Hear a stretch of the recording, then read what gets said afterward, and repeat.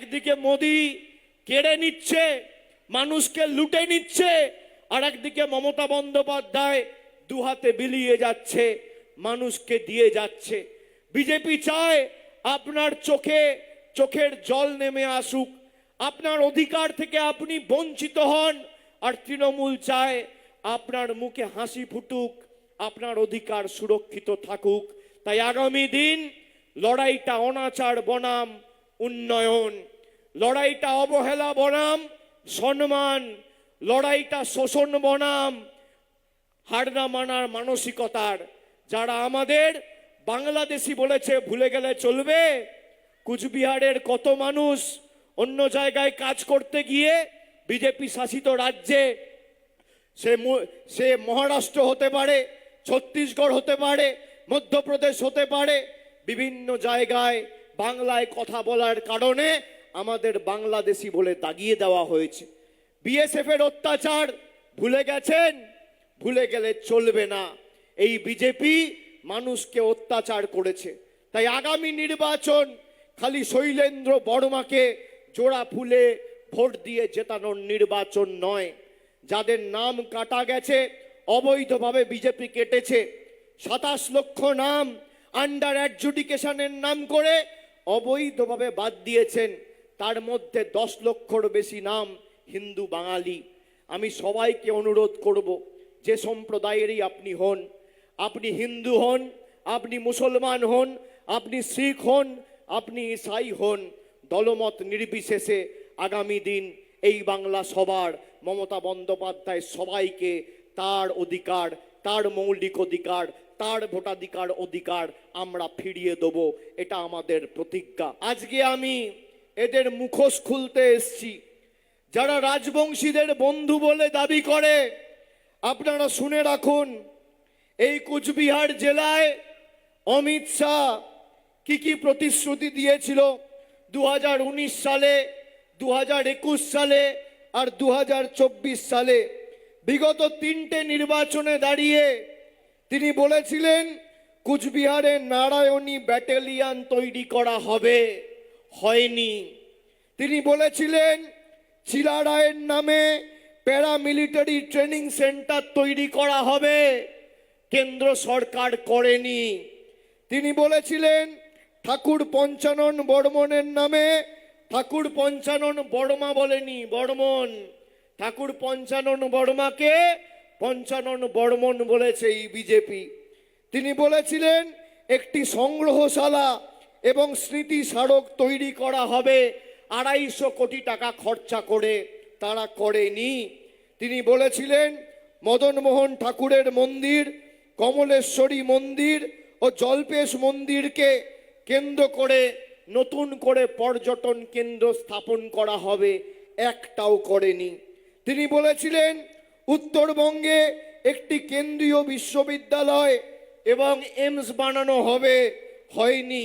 তিনি বলেছিলেন কুচবিহার বিমানবন্দরকে আন্তর্জাতিক বিমানবন্দরে পরিণত করা হবে, করেনি।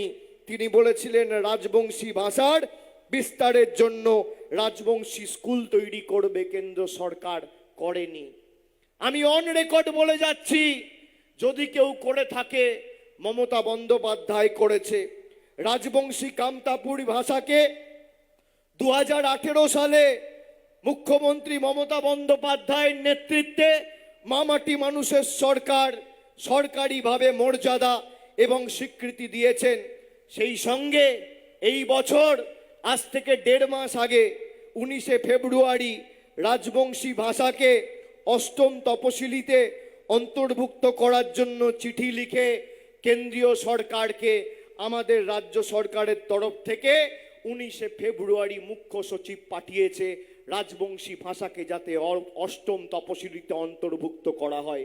এই চিঠির কপি আমি নিয়ে এসেছি, এই চিঠির কপি। সংবাদ মাধ্যমের বন্ধুদের বলবো, বিজেপির নেতাদের যদি বুকের পাঁটা থাকে আমার বিরুদ্ধে মিথ্যে মামলা করে আমাকে জেলে ঢুকিয়ে দেখাবে কে সত্যি কথা বলছে আর কে মিথ্যে কথা বলছে। এই চিঠির তারিখ 19শে ফেব্রুয়ারি 2026, আজকের তারিখ 7ই এপ্রিল 2026। আজ থেকে 1 মাস 18 দিন আগে এই চিঠি মমতা ব্যানার্জির সরকার কেন্দ্র সরকারের কেন্দ্রীয় স্বরাষ্ট্র সচিবকে লিখেছে। বিজেপি কোনো সদুত্তর দেয়নি আর কোনো সদার্থক ভূমিকা এখনো পর্যন্ত পালন করেনি। এই হচ্ছে বিজেপির আসল স্বরূপ। যারা রাজবংশী ভাইদের সম্মান নিয়ে গত 5 বছর আসামের ট্রাইব্যুনালকে ব্যবহার করে রাজবংশী মায়েদের ভাইদের এই কুচবিহারে, জলপাইগুড়িতে, আলিপুরদুয়ারে নোটিশ পাঠিয়েছে, ভুলে গেছেন? কে পাঠিয়েছে? বিজেপি। যখন ইচ্ছা হয়েছে আপনাদের অবৈধভাবে লাইনে দাঁড় করিয়ে দিয়েছে। কখনো নোটবন্দির লাইন, কখনো ভোটবন্দির লাইন, কখনো এলপিজির লাইন, কখনো লকডাউনের লাইন। 12 বছর আগে একটা রান্নার গ্যাসের দাম ছিল 400 টাকা। মোদি ক্ষমতায় আসার পর সেই রান্নার গ্যাস আজকে 1000 টাকা পার। ব্ল্যাকে কোথাও 2000, কোথাও 2500 টাকায় বিক্রি হচ্ছে। কোথাও রেলের প্ল্যাটফর্ম টিকিট আজকে যেখানে 10 বছর আগে 5 টাকা দাম ছিল, আজকে একটা রেলের প্ল্যাটফর্ম টিকিটের দাম 30 টাকা। কেরোসিন তেল মোদি আসার আগে দাম ছিল 14 টাকা লিটার, আজকে 1 লিটার কেরোসিনের দাম 38 টাকা, 39 টাকা। আজকে মায়েরা রান্নায় জিরে ব্যবহার করেন। জিরের গুঁড়ো 10 বছর আগে দাম ছিল 130 টাকা কেজি, আজকে 360 টাকা কেজি। টমেটো 20 টাকা কেজি ছিল, আজকে 40 টাকা কেজি। ঢেঁড়স 18 টাকা কেজি ছিল, আজকে 50 টাকা কেজি। পেট্রোল 50 টাকা লিটার ছিল, আজকে 100 টাকা লিটার। ডিজেল 38 টাকা লিটার ছিল, আজকে 90 টাকা লিটার। দৈনন্দিন জীবনের নিত্য প্রয়োজনীয় জিনিসের মূল্য বৃদ্ধি, সে মাছ হোক, মাংস হোক, ডিম হোক, চাল হোক, সরষের তেল হোক, গরুর দুধ হোক, চা পাতা হোক, রেলের প্ল্যাটফর্ম টিকিট হোক, সর্বত্র ঊর্ধ্বমুখী। একদিকে নরেন্দ্র মোদী আপনাকে লুটে পুটে আপনার পকেট থেকে টাকা নিয়ে নিজে 8000 কোটি টাকার বিমান কিনে দিল্লিতে, গুজরাটে, উত্তরপ্রদেশে বাংলার টাকা নিয়ে গেছে। আর অন্যদিকে মমতা বন্দ্যোপাধ্যায় সরকার কোনো কর না চাপিয়ে আপনার অ্যাকাউন্টে লক্ষ্মীর ভান্ডার আর যুবসাথী করে প্রতি মাসে 1500 টাকা পৌঁছে দিয়েছে। এটাই আমাদের সরকার আর তাদের মধ্যে পার্থক্য। একদিকে মোদি কেড়ে নিচ্ছে, মানুষকে লুটে নিচ্ছে, আর একদিকে মমতা বন্দ্যোপাধ্যায় দুহাতে বিলিয়ে যাচ্ছে, মানুষকে দিয়ে যাচ্ছে।